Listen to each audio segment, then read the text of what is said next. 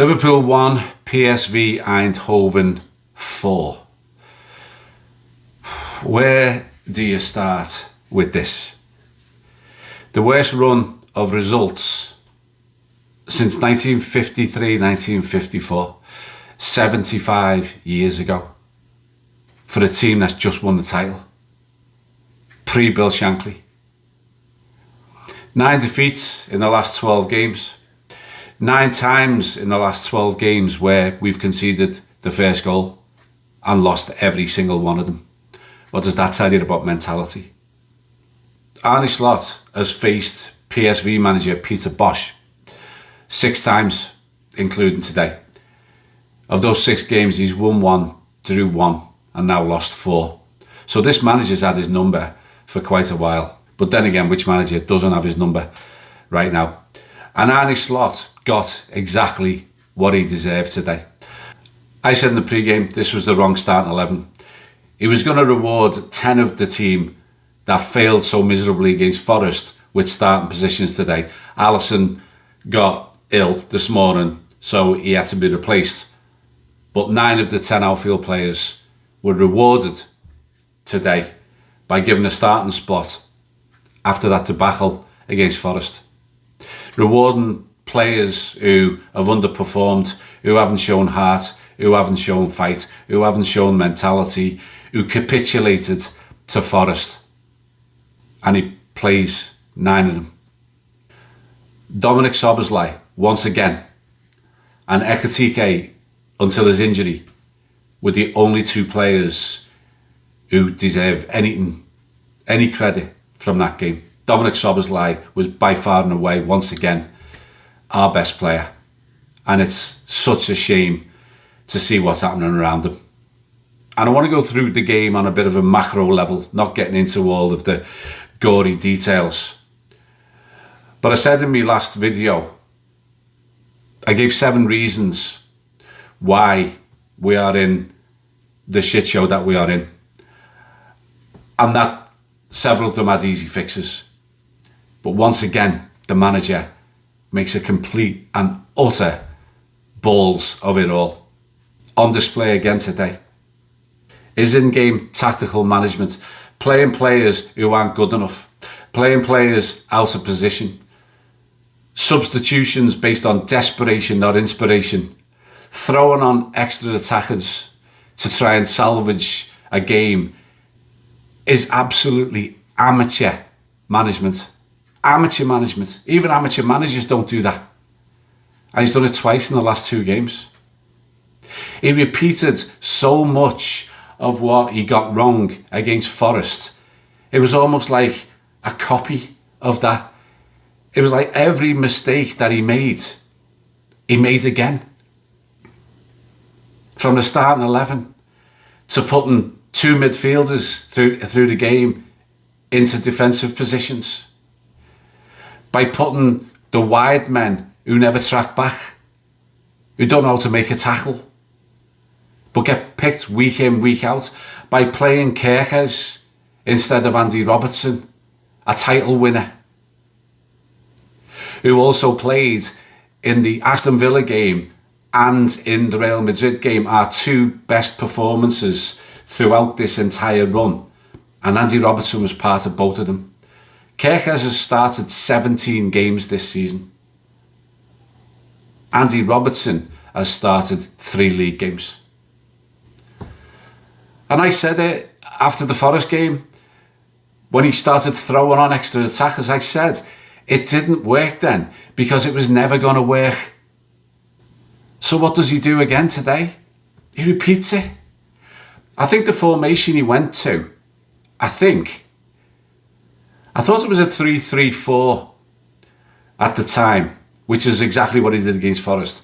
But when you think about Kerkez today and the fact that he was all over the show, he was consistently out of position, he was consistently caught upfield. I think it went between a 4-2-4 with only McAllister and Szoboszlai in midfield. And it was Kerkez, Van Dijk, Gravenberch and Jones. But then with Kerkez going AWOL all the time, it ended up at 3-2-4 with Kerkez somewhere in the middle of all that. It was shambolic. And I want to call out a few clear examples of what I'm talking about here. Mo Salah, shocking again. But the big moments, the one that I keep banging on about, the inability or unwillingness to press, to track back, to win duels. Mo Salah gave up on the tackle that helped create their second goal. And the player ran away from him, and then he put the ball across, and there you saw a player in Kerkez who is completely out of his depth. There are three things you do as a defender. One, you check your line. And if the player is going to run past your offside, you make sure he's offside. But then you make sure you're on the right side of him. So if the ball comes across, you clear it. And thirdly, you win your duel. You tackle, you get in there. He got all of them wrong. He didn't check his line. He was the one who played the player onside. He was completely caught on the wrong side of him. And in his desperation, he wasn't even close enough to make a tackle. Shambolic. Absolutely shambolic. From a player who should not be playing and is out of his depth. I'm sorry to say it, but he just is. And the manager keeps playing him. So for those of you who believe that Kerkez should be starting ahead of Andy Robertson, you're wrong. And if you think you're right, explain it to me in the comments, please. Next, Virgil van Dijk gives a penalty away after 5 minutes. You know, as players age, they make more and more mistakes. And Van Dijk is now 34 years and 5 months old. And he's making more and more and more errors. And it happens. And God knows what he was doing. And God knows what he was complaining about. Because he had to play a game a bit of a tug, but so what? Anyway, that put us 1-0 down. But he got booked as well because he was completely outpaced. And Father Time looks like it's calling time on him. It really does. Move on to Konate. Another massive error for their third goal. Yet another error in an ongoing catalogue of errors. But I want you to watch that goal again, if you didn't spot this anyway. Watch Curtis Jones. Konate tries to play the ball to Curtis Jones, and he mishits it. So the player runs off with the ball. But Curtis Jones is about 3 or 4 yards from that player as he takes off. And he, first of all, he's thinking, well, it's not my error, so why do I have to go back? He jogs, very, very light jog, for about 10 or 15 yards as the attack goes on and builds. And then he completely stops and he watches it. And the ball ends up, Konate's actually busting a gut to try and get back to make up for it. But the ball hits the post and comes out to the player who is in Curtis Jones's position, who Curtis Jones could absolutely have busted a gut and got back there with ease. And that's the player who scores. Curtis Jones had already made a cock-up several minutes before that because he's not a right-back. He's not good enough as a midfielder, but he's absolutely not a right-back. And the manager put him there. And I'm not having this, we didn't have any other players. Andy Robertson could have been put as right-back rather than getting splinters on the bench. So what does Slot do? Again, he repeats what he did against Forest. And he's like, right, you're to blame, you're coming off. So he pulls Konate again. Remember I talked about morale? Well, if Konate had any morale left, it's gone now. And he puts Gravenberch back there. That's at 2-1.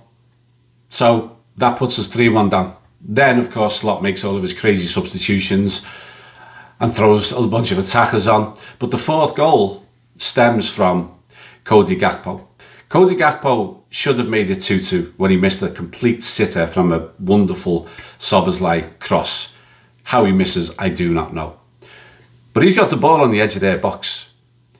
And he tries a simple pass about 5 yards back to McAllister. And he makes a bollocks of it. And he gives it to the defender who goes running off. What does Gakpo do? Nothing. Nothing. And they bomb forwards, but of course now that we've got all forwards and no midfield and midfielders in defence, they just walk through again and the ball comes to the edge of the box and he curls it home. But it all stemmed from Gakpo. And a sloppy pass. And once again, he doesn't track back because he never tracks back. So just to summarise, I said in the last video, several of the things that were contributing our demise were bizarre substitutions which only weakened the balance and the structure of the team. He did them again today. Playing players out of position. He did the same today with Gravenberch and Jones, putting two midfielders into defence. Playing out of form players or not good enough players that don't deserve their place while freezing others out. Same happened again today. A front three that don't have energy enough to press. We saw that again today. He repeated all of his earlier mistakes again for the Forest game. And he's repeated them all again today for this game. And he's now overseeing the worst form in 75 years. But it's not just the worst form. The last 3 games, we have lost each of them by 3 goals each. And 2 of them were at Anfield. So, for the first time, I have come to the conclusion that we can't go on with Slot as manager. I'm sorry, I've never said it before. I've said he needs time. I've said to give him time. I said I want to see if he can turn it around. And it's not because of just a poor run. It's not a knee-jerk reaction. I've put a lot of thinking into this. But because this worst run in most people's lifetime, I've seen him show a complete and utter misunderstanding of the root causes, many of the root causes that he has caused, and how to address those root causes. He has looked clueless. And what he's doing now has taken us from average to bad to worse to catastrophic. And this has got to be the worst set of results, the worst set of performances that I can ever remember. So the downward spiral that we've all watched is not only not being reversed, or it's not even being stalled, it's accelerating. And you know, I've always believed this. There comes a time when you can look at a manager on the sidelines and you can look at their facial and body language and you can look into their eyes and you can listen to their post-game interviews and you just know. You just know when that time comes.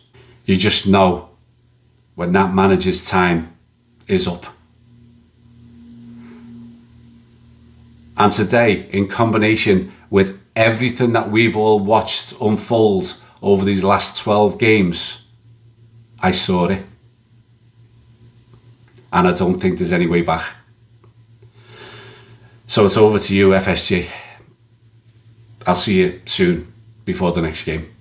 You'll never walk alone. Cheers. Bye for now.